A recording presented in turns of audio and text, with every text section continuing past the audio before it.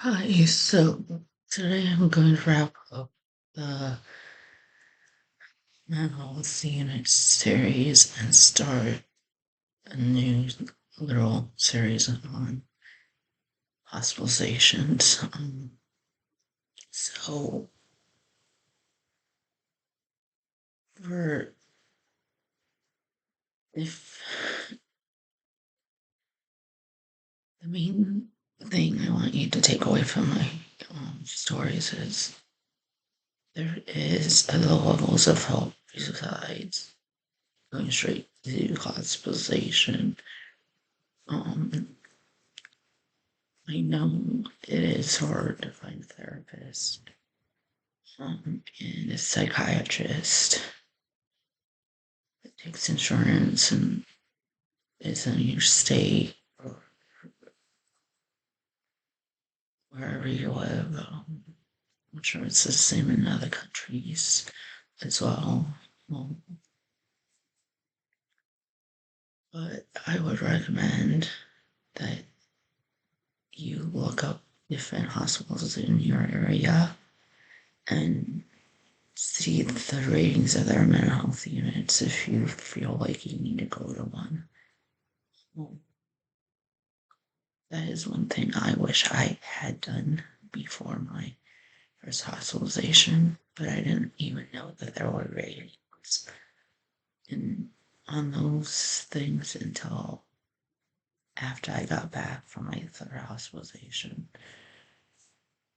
I would also recommend that you have a list of people you want to call when you're on the unit because you can't use your home phones or technology. You'd have to use a unit phone. And if you're making a long distance call, you will need a um, code to be entered by staff.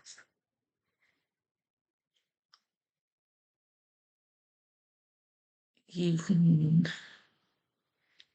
ask for me or ask for no roommate, but they might not always listen. You can also ask for a change in a roommate if your current roommate is being nasty to you. But it might take a while for them to actually move you to another room. Um,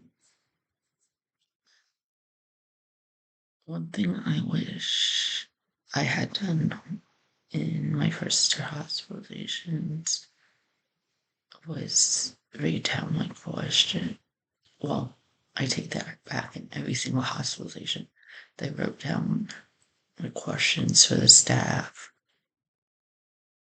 so I could easily bring it out to them when there was time. Um,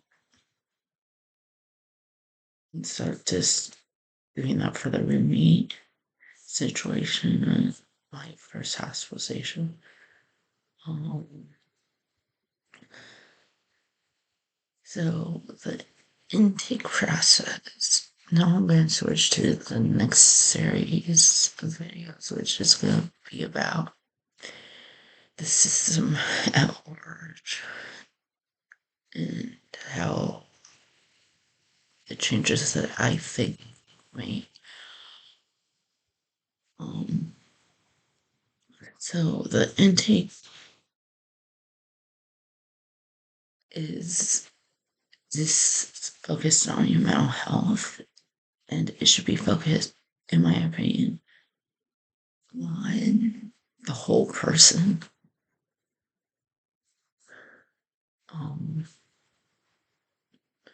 because there's a lot of people that have medical conditions that come in to mental health unit as well, and they might even have disabilities, and people with disabilities have different needs than those without disabilities. Um, and I would go into deeper dives of my solution ideas, but in a later video. But I think they should look at the whole entire person during intake for mental health unit stay before they admit the person, not just the medications that they take, but like what they deal with on a daily basis that could possibly be causing their mental health problems,